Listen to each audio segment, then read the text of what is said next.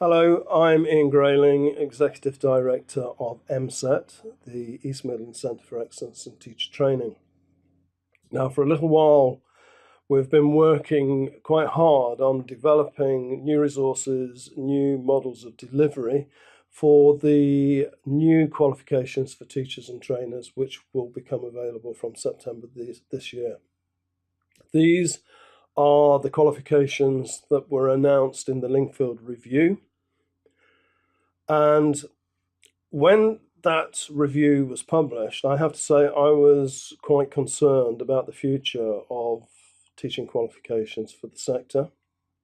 Having now seen these and worked with the new structure and the new units and criteria for a little while now, I have to say that that concern was unfounded. These are good qualifications. They are, in my view, simpler, more direct, and all in all an improvement. So we'll have a look at how these qualifications work, how they're structured, what the content is. I'm going to whiz through the presentation fairly quickly because really I think it's important that you, in order to follow this up in more detail, you would need to download this PowerPoint presentation off the Excellence Gateway. And if you had difficulty or have difficulty in doing that in any way, then please contact me at MSET and we'll send you out a hard copy. As you can see, the presentation or the document itself was designed by ELSIS. It has the ELSIS logo on it, and I'm simply going to run through it and add some commentary to it to hopefully talk you through it and make it more accessible. So here we go. So here we have an overview. The first thing I would draw your attention to is the title of these awards, Qualifications in Education and Training. A simpler title, more straightforward. It reflects where vocational education and training is happening, i.e. not just in further education colleges, but in a wider further education system, which includes adult and community learning, work-based learning, private monitoring, community and local authority, and the voluntary sector in general are all delivering education and training, vocational education and training. So these titles are quite appropriate, I think. The other thing is that you will probably be aware by now that the new guild, which was to take over from ELSIS in August, is now called the Education and Training Foundation. So these qualifications tie up quite nicely with that new label for the new organisation. So let's have a look at these awards then. We'll start in the top left-hand corner with the Level 3 award. Now, Level 3, not Level 3-4.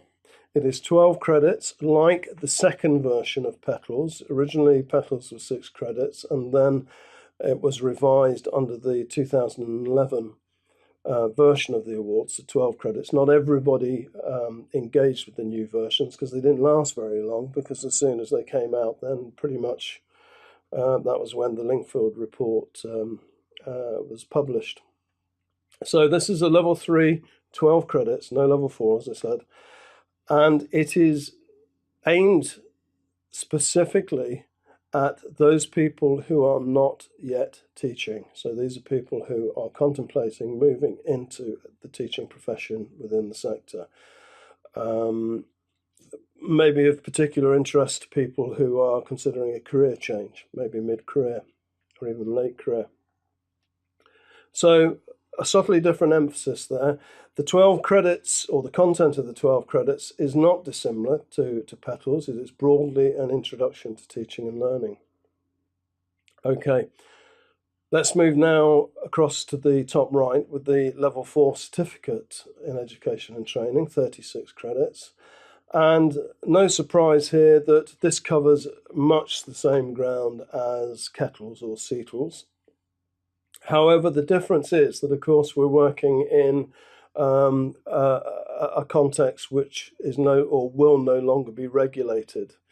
So it now becomes the responsibility of the employer and the individual, the trainee teacher concerned, to consider and agree which qualifications will be appropriate for them. It's quite clear that once in service, the level 3 award isn't the qualification to go for. But I suspect a lot of organisations will opt for the level 4 certificate in the first place, just simply to get people started and to give them a fairly sort of rounded set of skills and knowledge in teaching and learning at an early point in the trainee's teaching career. And that is possible in this, if you like, deregulated context. If we then move to the bottom left, we have the level 5 diploma in education and training, and yeah, this is broadly similar, 120 credits to the DETLs. I think you'll find the biggest difference here, though, in terms of the structure of the units, as we'll see shortly. It's also worth pointing out that the sort of practice requirements are very similar to what we had before. So going back to the level 3, we're looking at a micro teach, and there's no minimum teaching practice requirement because, as I said earlier, it's aimed at people who are pre-service. The certificate will require 3 assessed observations and at least 30 hours of teaching practice, and the diploma, 8 assessed observations and at least 100 hours of teaching practice. Okay, we've also got within the new suite of qualifications the pathways for specialist teachers, but the interesting point to note here is that whereas before they were available for literacy, language or ESOL, and maths or numeracy, now we have a 4th area, which is teaching disabled learners. I think that's a good thing. And it's worth noting that these there are units within the 45 credit awards in each of those areas, or the 45 credits which cover the units for those areas, which could be used as optional credit within the generic diploma for people who are perhaps not so directly involved but have an interest in that area.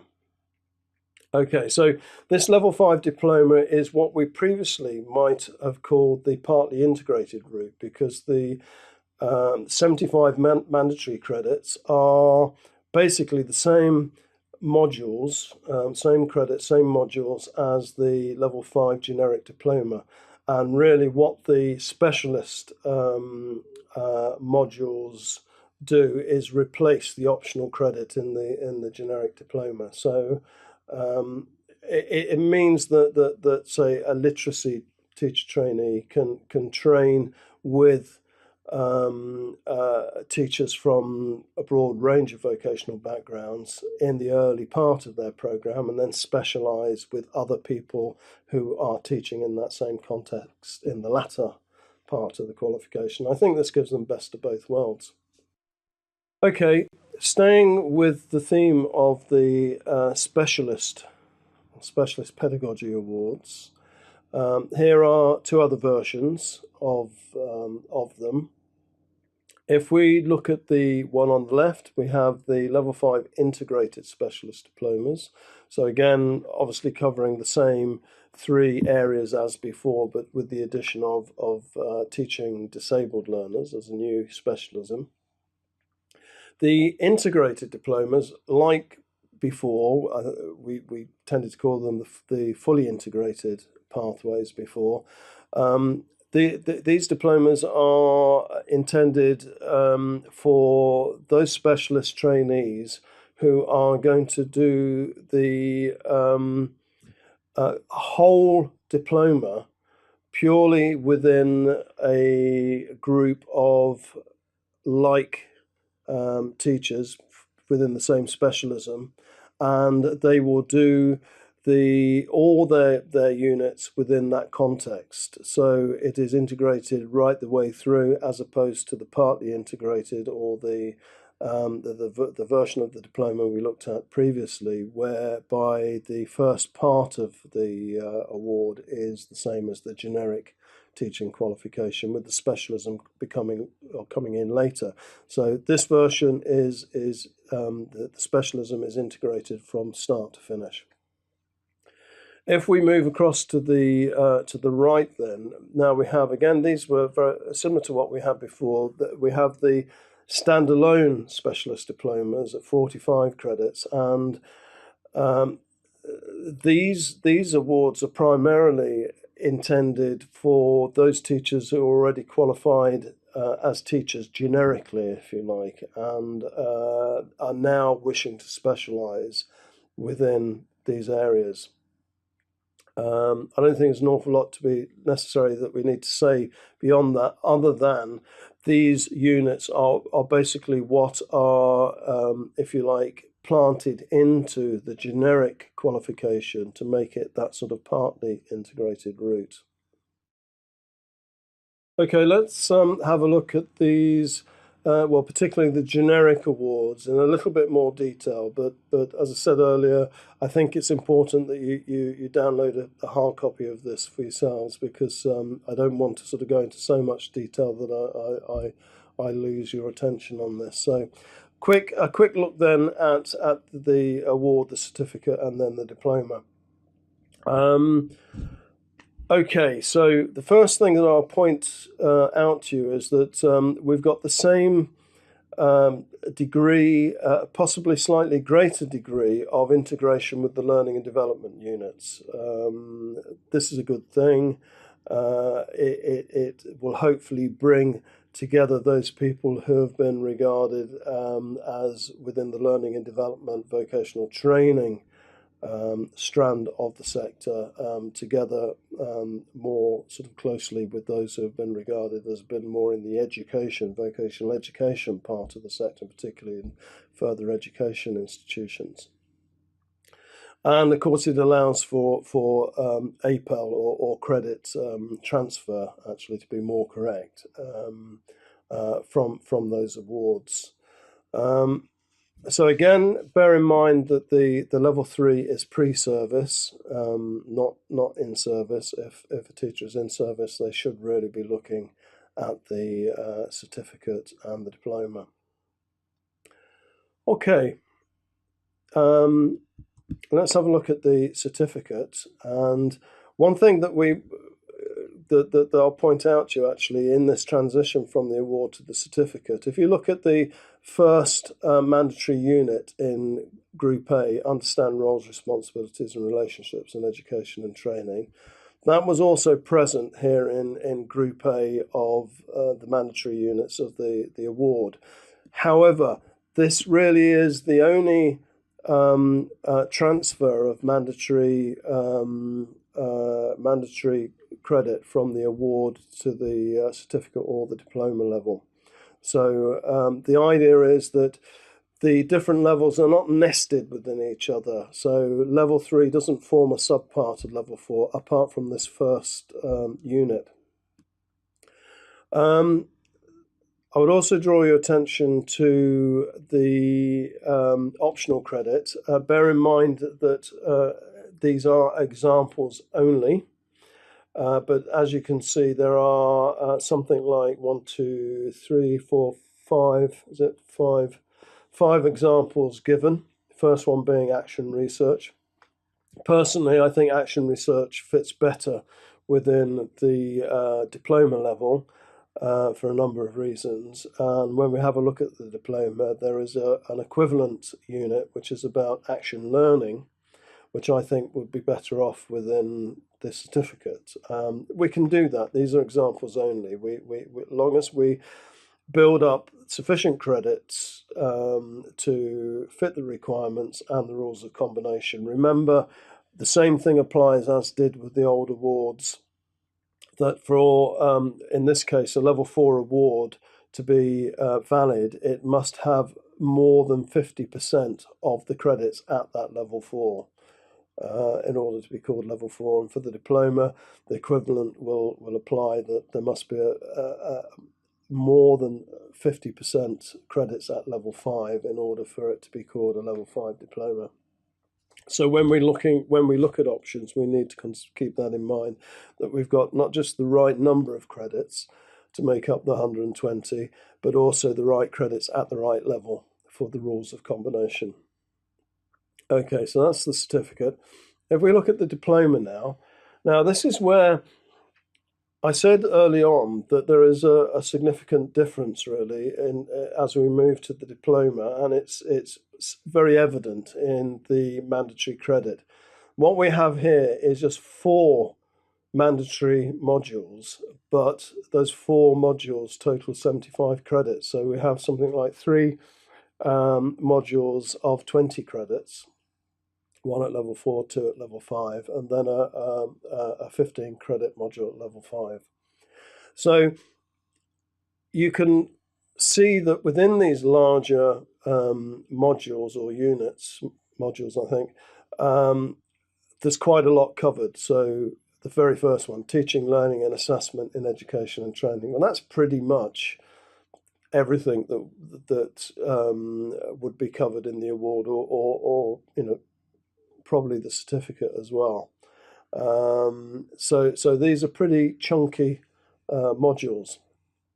If we go to the optional modules at the bottom, similar to what I was saying with the certificate, and there's that first example module, action learning to support development as specialists. Pedagogy, as I said earlier, I think that would be better in the level 4 certificate, and the action research coming into the diploma. And these are the things that we need to consider. The key with the options is that we really need to be thinking about what collections of options will be most appropriate for the trainee teachers who are coming on the programme. So there are optional units which focus on quality assurance and maybe quality assurance and assessment roles. There are there are optional units which concentrate very much on things like employer responsiveness to employer needs and establishing the relationship with employers, particularly useful in the context of apprenticeships where the assessor, trainer, teacher is visiting the apprentice on placement and is working one-to-one, and all the difficulties that entails, whereby we really need to establish a very strong relationship and almost set of ground rules with employers to ensure that the apprentice is getting the vocational development support within the workplace and not just relying on the teacher, assessor, trainer coming out from the provider institution. So we're quite interested in establishing some very flexible and appropriate pathways for different target groups.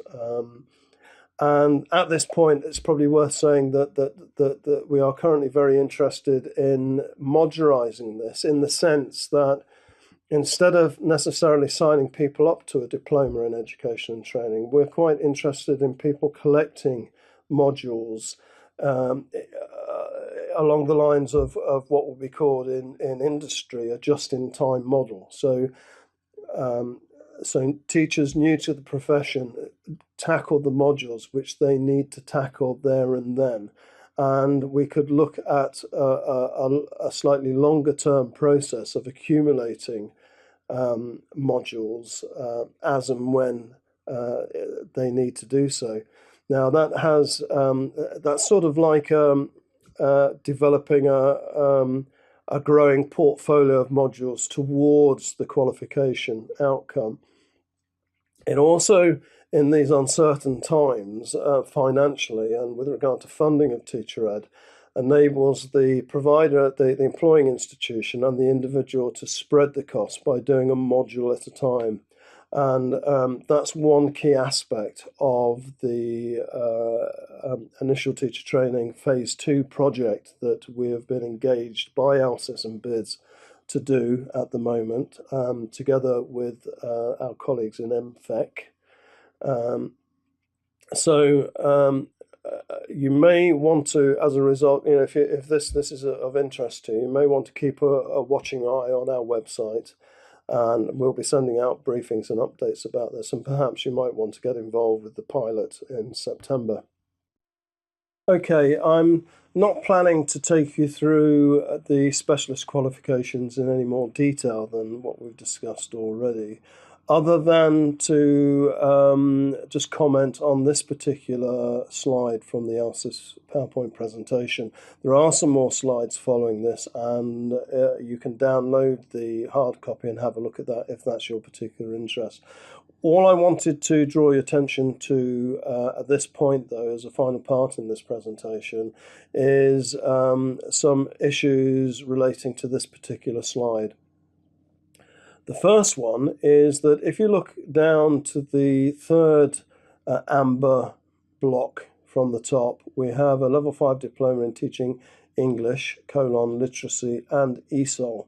And you'll notice that that is 60 credits, and that reflects the extra credit in having both specialisms. Many literacy teachers also get involved in ESOL teaching, but ESOL is not the same as literacy, and there are some sort of, you might say, deeper pedagogical aspects of teaching ESOL which go beyond that which is in or requirement for literacy teaching.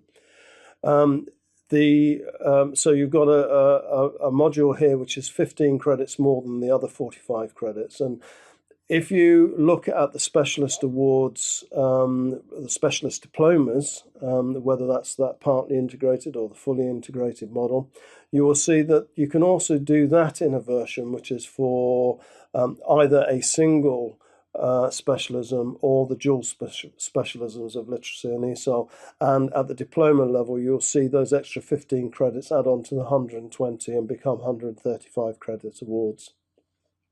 Okay, the second thing that I want to draw your attention to is the entry requirements. There are no entry requirements as yet for anybody wishing to progress on to the level 5 diploma in teaching disabled learners, but like previously, there are entry requirements for anybody wishing to progress onto the literacy, ESOL or numeracy awards.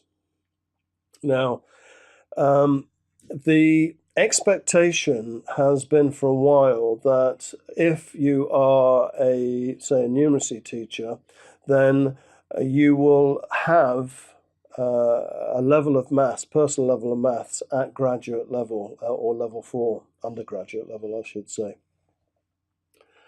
Now, it's also quite clear that across the wider sector, there are lots of people doing valuable work in supporting numeracy skills with trainees, with learners, who don't have that undergraduate level maths themselves. So what we have instead then for them is the need to demonstrate that they are at least at level 3 in that specialism. Over the last year, probably a little bit longer, MSET has been involved in developing blended learning resources to support these level 3 personal skills qualifications, which are being accredited by a number of awarding bodies. These programs of blended learning support are on the Excellence Gateway. You can search the Excellence Gateway to download the materials. And incidentally, although ALSIS finishes at the end of July, there is a commitment to maintain the Excellence Gateway for a little while yet, and the signs are that the new Education and Training Foundation may maintain it, given the feedback that it's been getting from the sector. So we certainly hope that it will be. We will ensure that we have copies of these programs at MSET anyway, so they will be available one way or another. The way these resources are used is twofold. Firstly, for a teacher who hasn't got graduate level within the specialism and needs to demonstrate eligibility can access these resources directly as an online program, and they can, through that, develop the evidence requirements for the Level 3 award. Secondly, the resources can be used by a teacher trainer or somebody with responsibility for CPD in this area, or an advanced practitioner or a coach, to work with individuals or groups of individuals as a sort of peer-supported talk program, if you like. So bear that in mind. These resources are available, and we aim to include the Level 3 personal skills qualifications within the mix and match of our modular approach to teacher training from September this year. So hopefully that will be of help to a number of people within the sector. That pretty much concludes this whiz through, if you like, the new qualifications. I hope you found that useful. Please get in touch with us if you would like any more information. You just need to get onto the MSET website, which is very simply www.mset.com, or email us at support@mset.com, and we'll get back to you. Let us know, particularly if your institution would be interested in taking part in the pilots of these new qualifications with us in September. Okay, so that's it. Thanks for listening, and best of luck with it. Okay, cheers now. Bye-bye.